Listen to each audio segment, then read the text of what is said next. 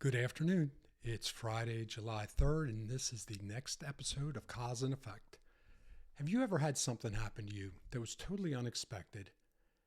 And at first, you were like, man, I don't want to be involved in that. But you did it anyway, and it turned out that it was a good thing and it changed your life. Well, today, I'm going to tell you how that happened to me back in 2011, and it involved Santa Claus and a little girl. Stay tuned to hear that story. I'm Cause. This is Cause and Effect.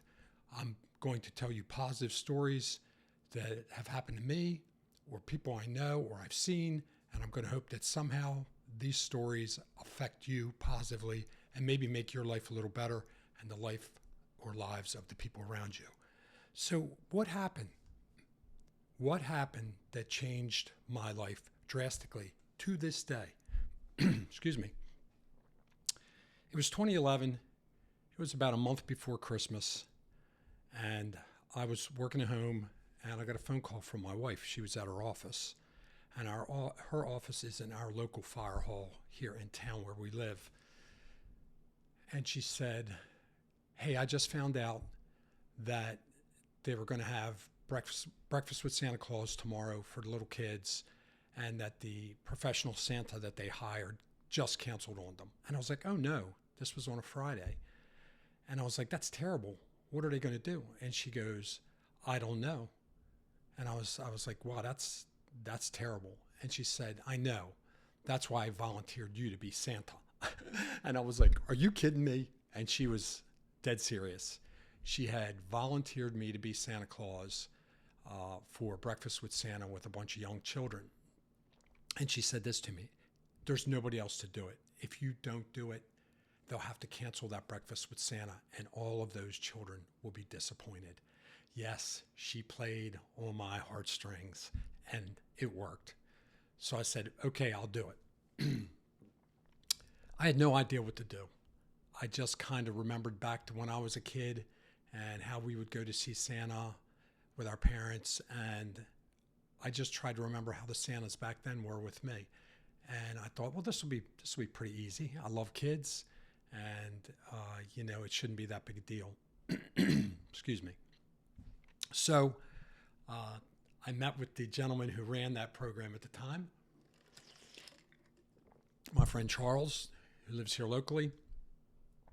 And Charles presented me with a Santa suit to use, since I obviously didn't have one. And when he gave me that Santa suit, it was in an old, thin, brown paper box that I promise you was probably from the 1960s. And when I opened up the box, the Santa suit was made of red, very bright red,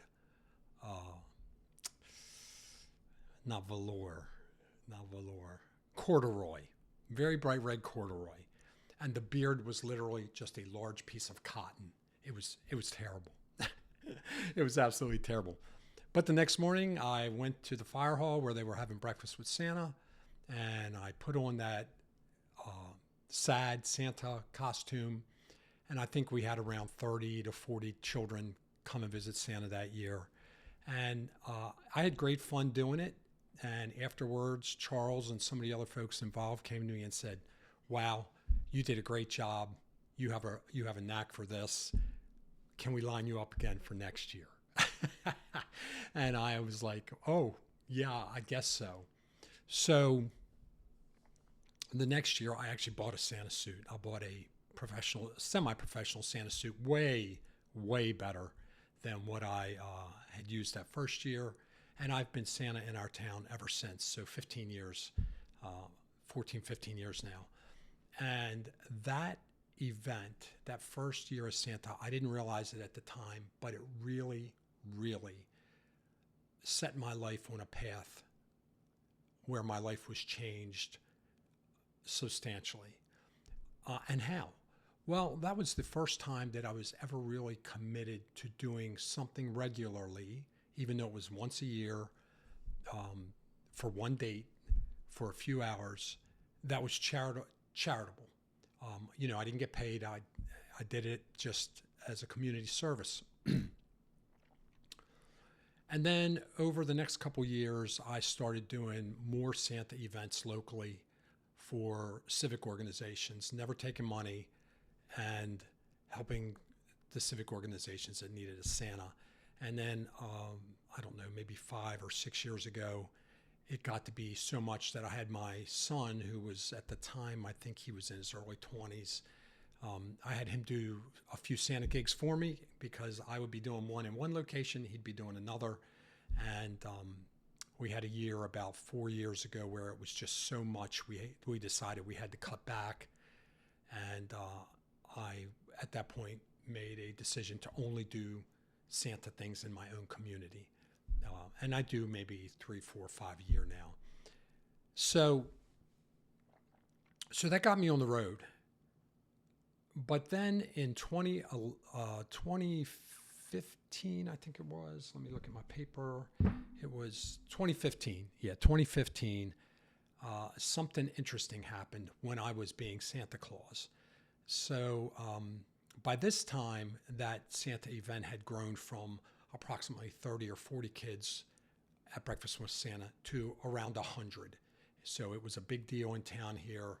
A lot of local folks came for breakfast and then, stood in line to see Santa Claus. And we were well into the morning festivities with Santa, and I had a grandmother approach me very quickly and whispered in my ear, "My granddaughter is next. She's 7 years old, and the older kids on the bus are telling her that Santa is not real. Can you do something to reassure her?" And the grandmother was nearly in tears. And I said, "Yes, I'll try." So this little girl came up. She was 7. She had her little sister with her, who at the time I think was 4, maybe 5. And they sat on my lap, and I spoke to the older sister alone after the little one had her turn. And I reassured her that Santa was indeed real, that those children on the bus didn't know what they were talking about, and that Santa would have a firm talk with them. And I sent her on her way. And the grandmother and the mother were standing there, both with tears in their eyes, thanking me profusely, and off they went. And we did the rest of the Santa event, and I came home that afternoon, and I could not stop thinking about this little girl named Chloe, this little 7-year-old girl named Chloe. I didn't know her folks or her grandma, and I couldn't get her out of my head. So I went on social media and I started poking around. We live in a pretty small town, and I found Mom, and I found her through mutual friends. So I sent her a message on Messenger, and it just basically said, "Hey, look, I'm the Santa Claus that you spoke to today, that spoke to your children, and I can't get your daughter off my mind because of what happened to her on the school bus. Would it be all right with you if I wrote a letter to her from Santa Claus reassuring her again that everything will be okay?" And I said, "I know you don't know me, and I don't want you to think this is creepy. You can ask around town about me. A lot of people know me, and I'm sure they'll tell you everything's cool." So she sent me back a message that said, "That's a great idea. I really would love for you to do that, but can you please send both of my daughters a letter from Santa?" And I said yes. So I got a pad of yellow legal paper out and a pen, and I wrote 2 letters to 2 little girls from Santa Claus. I went to the post office. I got a couple Rudolph envelopes, stuffed them in, and mailed them off. And I went home feeling pretty good about life and feeling pretty good about doing that, and kind of just put it in the back of my mind, never expecting to hear anything about it or anything. And then a couple days later, I got a message from the mother thanking me profusely because the girls had received the letters, and attached to the message were 2 photographs of the girls opening their letters from Santa Claus, holding them up with big smiles on their faces, quite happy. And Mom thanked me profusely, Grandma thanked me profusely, and then I felt really good about doing that. But what happened to me that evening. I started thinking, well, gosh, if I did that and made two children that happy, I wonder if I could do that for other kids in the community. So I put it out on Facebook. And the only rules were that your child had to write a letter to Santa Claus and send it by mail, by snail mail, to my address or to the post office. And they would make sure that I got it. I was kind of in cahoots. Well, the first year I wasn't in cahoots with the post office. That came later. So anyway, that year I got 20 letters. I wrote 20 letters and mailed them out. And the response was pretty good. And I decided then that I was going to do this the following year. So the following year, about 5 or 6 weeks before Christmas, I put it out in my community, totally free, no fee to get a letter from Santa. The only requirements, again, were that your child had to write a letter to Santa and it had to be snail mailed to my address. And then this year, I got the post office in on it. Anything that came to the post office that said Santa Claus, they just forwarded that letter directly to me, even if it did not have my address on it. That year, I wrote 59 letters, and I stamped them and mailed them out. And the response in the community was fantastic.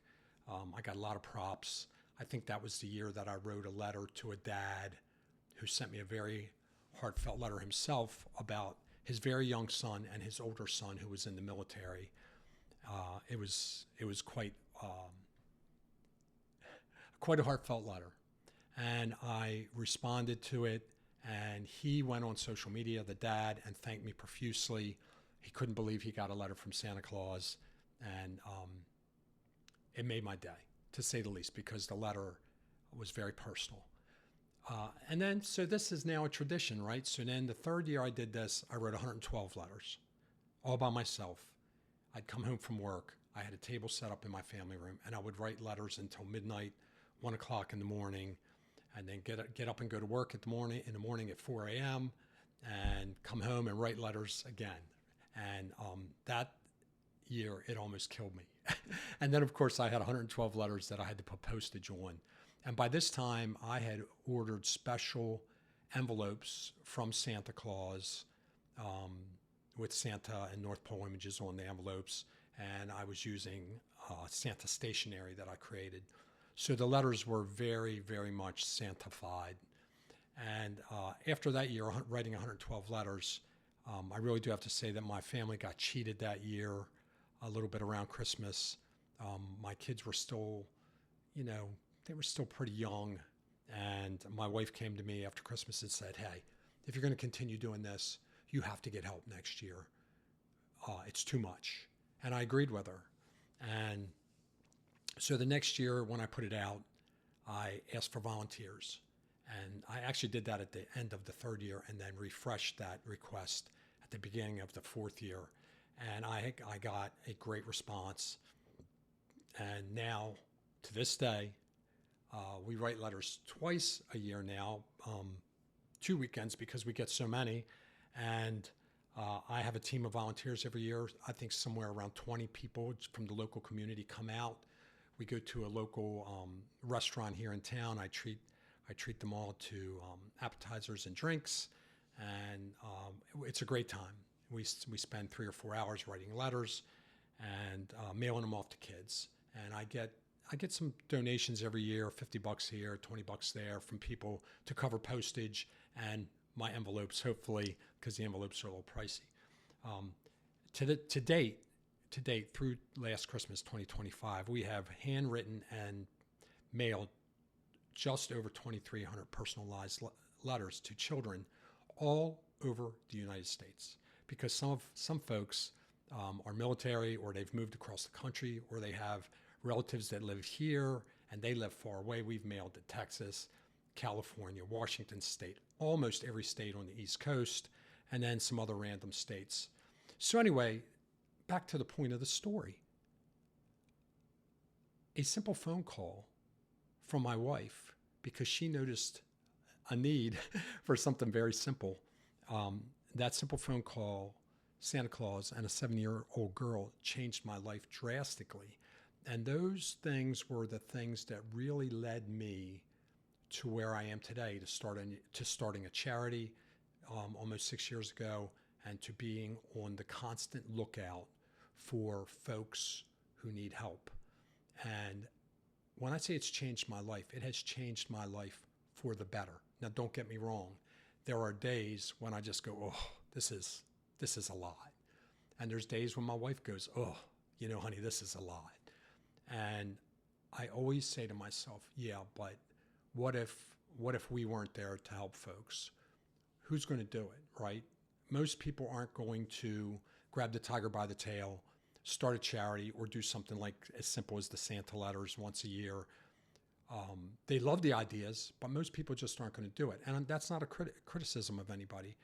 That is to illustrate why when you see opportunities for kindness, you should jump on them. You should jump on them. Because I will tell you, over the last 15 years, doing all the charitable and kind acts that I and my friends along with me, and even my family, that we all do, has changed all of our lives for the better. Somebody reminded me last night that a few years back, somebody a couple that are dear friends of ours, came to us and said, I want you to know the fact that you started that charity and that you do the things you do saved our marriage. That's pretty powerful stuff, right?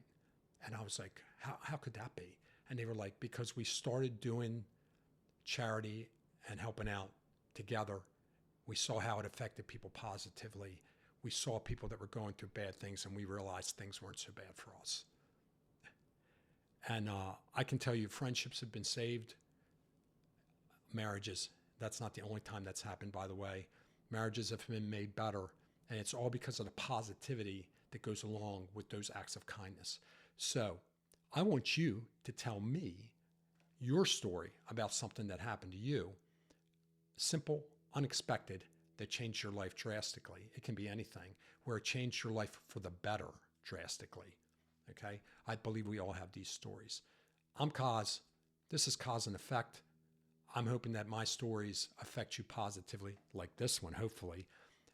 I'd like you to subscribe to my channel. If you would, share the link with folks and hit that bell so you get a notification when I make a new video. I'll be making videos twice a week, about every third day.